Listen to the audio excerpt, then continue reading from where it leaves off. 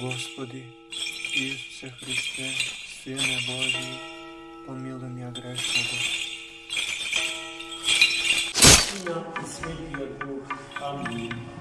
Возлюбени во Христа Бога, браќи и сестри, и денешното евангелско четиво, запишано во евангелската перикопа, напишана од раката на светиот апостол и евангелист Матеј. Се богатиме со одговорот на едно необично, важно, насушно, големо прашање и проблем. Прашање кој што кога би останало неодговорено и проблем кој што би останало нерешен, се доведува во прашање и бината на човечкиот род и на планетата. Името на тој проблем е еколошки. Човекот, тркајќи по пари, по богатства, по лесен живот, отварва секаква одговорност за спрема дарот на животот што од Бога го добил, но и секаква одговорност за средината, за природната средина во која што живи. И токму затоа во таа трка по пари го загадил воздухот и ги убил птиците во воздух. Ја загадил водата и ги убил рибите во вода. Ја загадил земјата и себе се убива и се што се движи по земја. И на тој начин најубавата планета во целиот космос, затоа сведочат и космонаутите кои што од дистанца ја гледаат ова преубава планета од рацете Господни, создадена за во неа да живее човекот и само заради тоа што човекот во неа живее да биде центар на севкупниот космос. Поради што лудосте помислата дека постои уште некоја идентична или слична на оваа планета. Бидејќи Бог создава уникално, оригинално, Бог во ништо не се повтори. Во ништо. Тој е оригинален творец на се што постои. Браќи и сестри, после се што човекот направи со природната средина во која што живее, таа пополека се претвора од рајско место на живење во огромна депонија на непотребни предмети, со кој што сега тешко се излегува накрај. Еве тргнете од струшката депонија, веќе има неколку ката, височина. Кој ќе ја размести таа гнасотија насобрана од сите страни? Кој? А тие отрови преку водата, воздухот, влегуваат, понираат длабоко во земјата и стигнуваат до секој однос. При тоа, браќи и сестри, сето тоа што човекот неодговорно го прави со светот во кој што живее, а од Бога е назначен да му биде господар, а господарството на човекот над светот подразбира апсолутна одговорност за иднината и судбината на светот. Сето тоа човекот кој што го живее до сршта од костите со големиот антропоцентризам, за кого што место нема за Бога, го прави не барајќи никаков благослов од Творецот на овој свет. svet za ona što go pravi. To iz sebe si se proglasil za kriteriju na site vrednosti, se so sebe meri i kako da se vraćame po poleka, ama nepovratno v starite antički vremenja, v vremeto na Sokrat, koga Sokrat čoveka postava v centar na site ništa, fokus na site zbitnoga. Olicetvorena filosofija v poentata antropon metron pandon. Čovekot ne mera kriteriju za sebe. Vršime tiranija vrst prirodata, a dani vozvrati. So tsunami, so poplavi, so zemljotresi, so vulkani, so site prirodni kataklizmi. To je odgovorot što prirodata ni go dava za naši neodgovoren odnos sprema njim. A gledajte, so što ja trujeme zemljame, so insekticidi, so pesticidi. I rekov me, so si otpad, što odkantite za đubre, sobrano našite domovi koji sturame vrste.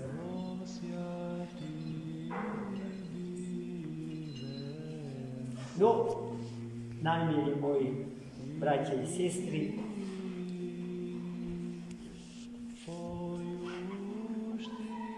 prirodata žestoko ni odgovara, vidjeti ima сега ја влезема улогата на воспитувач.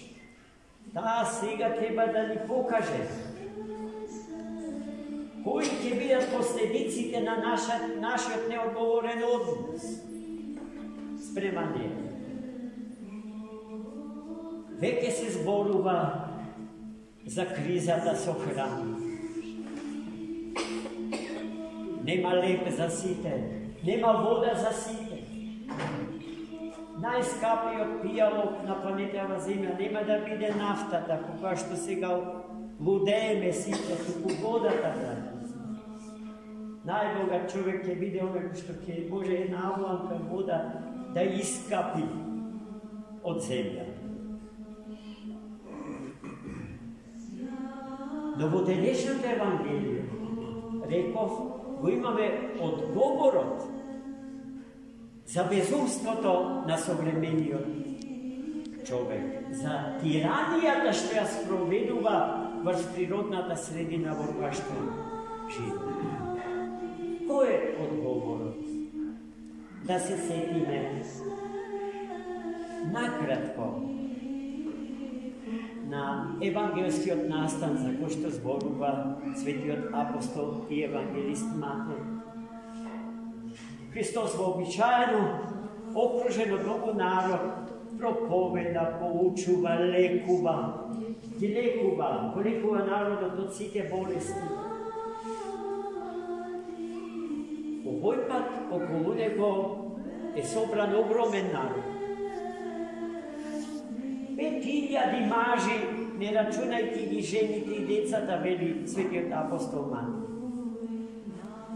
Сонцето заоѓа, работното време, во тогашните манечки бакалници истекувало, апостолите пристапиле кон својот учител да го опоменат. Учител, пушти го народ да си отиде во блиските села да набави храна, да ја утоли гладта и жедта своја, бидејќи цел ден е сутен гладен. А Христос не се согласува со него. Зошто да го пуштиме народот таму? Нахранете го вие. О, претешка задача. Како да го нахраниме тој голем народ, учителе, кога имаме само 2 риби и 5 лева? nekoliko hiljadi ljudi. Možno li je se това да се направи? И Христос им заповеда да ги донесат кај него. 2 риби и 5 лева. И Христос, стапувајќи во комуникација со својот Отец Небесен, ја благословил таа малечка храна, која што откако го добила благословот Божи, се умножила од толкова мера што сите биле нахранети, наситени и останале 12 кошеви полни со остатки од леб. Гледајте, браќи и сестри, ние се сакаме и ѓубрива вештачки индустријски и отрови против плевелот и инсектите. Се сакаме и се употребуваме без мене. Само благословот Божи не го сака.